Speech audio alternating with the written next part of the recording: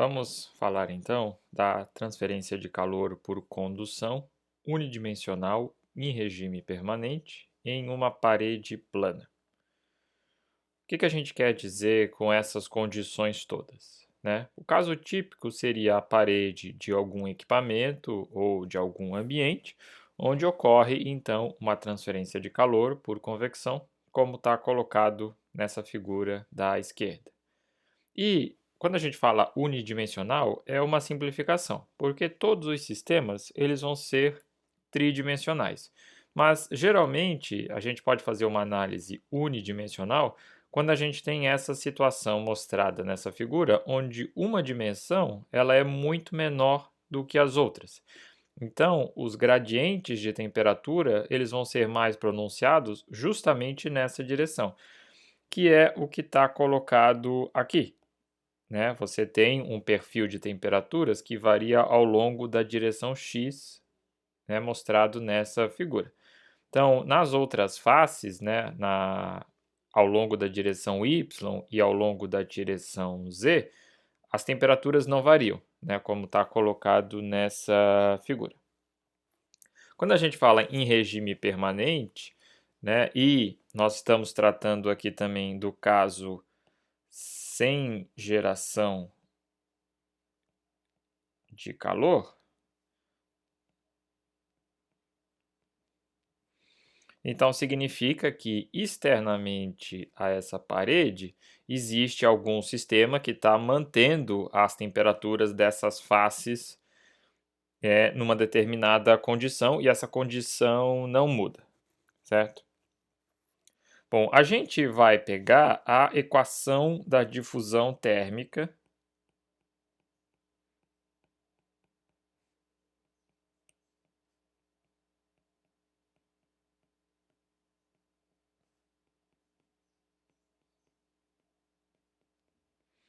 nessas condições, né? Em regime permanente, em um sistema cartesiano, né? Em uma direção apenas, que por conveniência a gente vai sempre denotar pela coordenada x, né? Mas poderia ser y e z, que dá o mesmo resultado, né? A mesma análise. Lembrando que a equação da difusão térmica, né? Ela é uma soma da primeira lei da termodinâmica mais a lei de Fourier, certo? As duas leis estão embutidas nessa equação de conservação que a gente usa em condução de calor. Então, nessas condições, a equação vai ficar assim: a derivada em relação a x de k vezes a derivada de t em relação a x é igual a zero, certo? Essa é a equação de conservação que a gente usa em problemas de condução. Uma hipótese que adicionalmente geralmente é feita, né, é se a condutividade, né, é uma constante, ou seja, ela não depende da temperatura.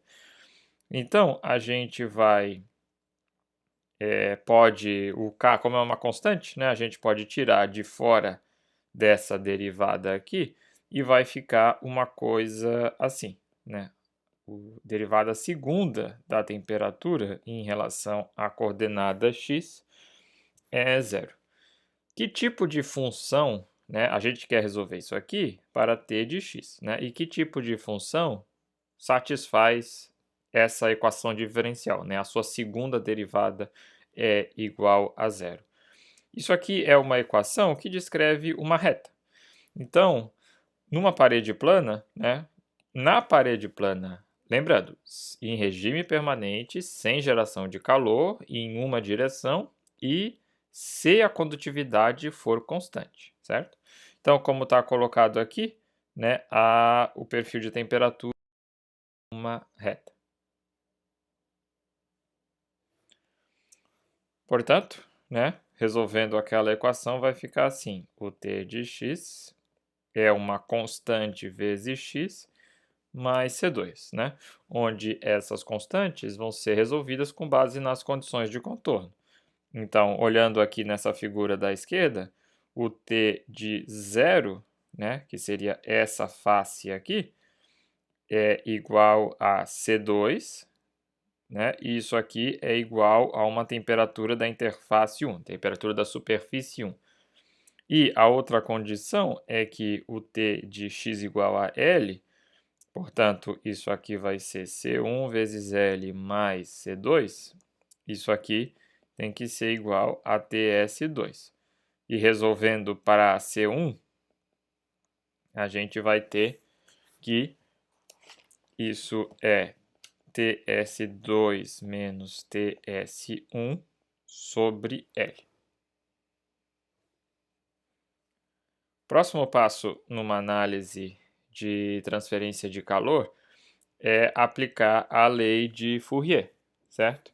Então, nós vamos escrever que o Q de x, que, né, está indo nessa direção assim, né, isso aqui é igual a menos K vezes a área, né, essa área dessa face aqui, e como é unidimensional numa parede plana, né, essa área é a mesma em todas as seções que a gente pega aqui, certo? Isso aqui é dt dx. Bom, do perfil anterior a gente consegue calcular esse gradiente, né? Então, isso aqui vai dar Ka sobre L e aquela diferença de temperaturas. A gente pode escrever isso numa forma que fica mais direta de ver a relação entre as temperaturas e a taxa de transferência de calor. A gente pode escrever isso aqui assim. Isso aqui é o Qx sobre TS1 menos TS2 sobre L sobre Ka, né?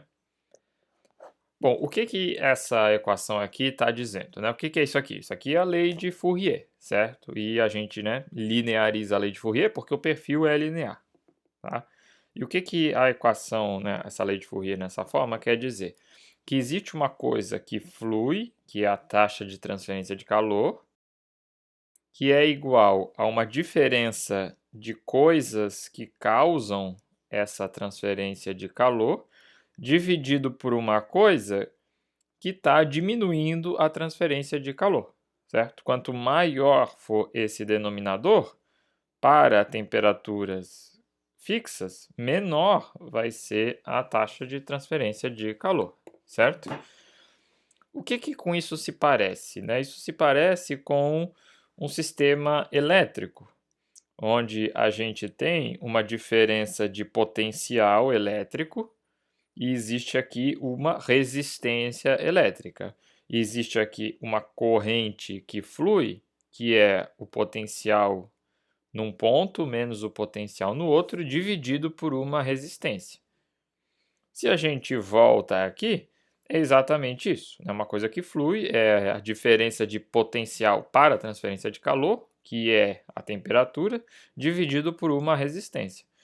Então, a gente pode definir exatamente isso, uma resistência térmica de condução, né, que é, para o caso de uma parede plana, né, a sua espessura dividido pela condutividade da parede vezes a área de transferência de calor, né? Então, isso é uma resistência. Quanto maior for esse fator, pior é a transferência de calor ao longo dessa parede.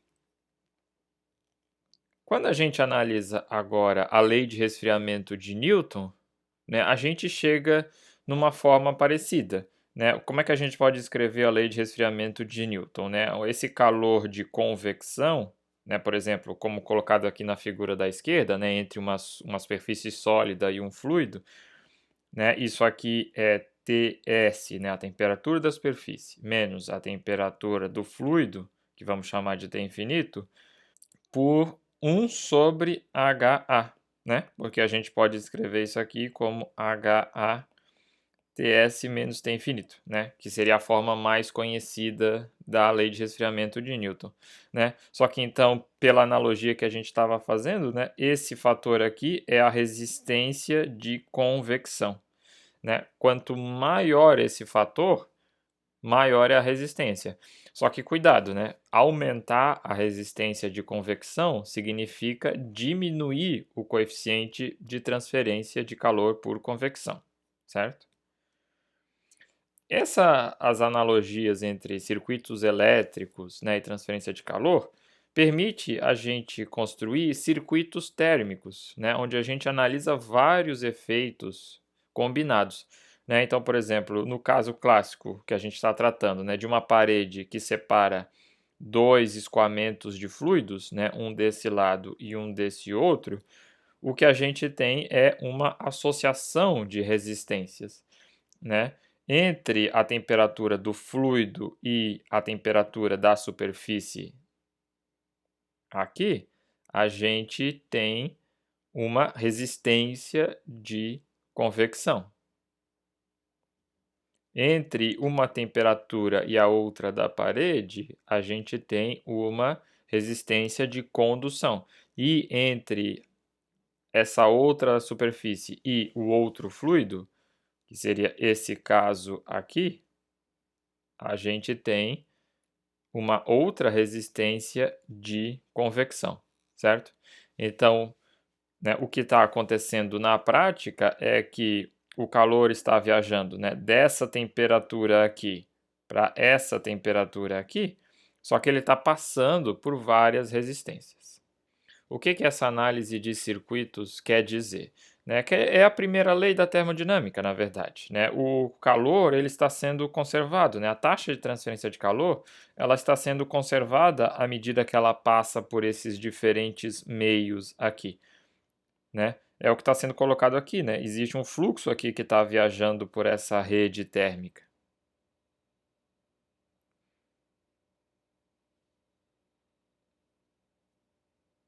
Né? E esse fluxo é constante. Portanto, a gente consegue escrever como uma associação de resistências em série.